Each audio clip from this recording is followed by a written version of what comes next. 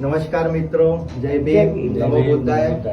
આજ રોજ અમારા મોટા ભાઈ શ્રી રેખા સેંધાણે, જેમને શામનેરી ભિક્ષા લીધી હતી દીક્ષા પૂજા પાસે, અને 7 દિવસનું જે એમને ચીવરદાન એટલે જે કાશા વસ્ત્ર કહેવાય છે એ બહુ જ એટલે નસીબવાનને મળે છે, અને એમને ધારણ કર્યું હતું 7 દિવસ માટે.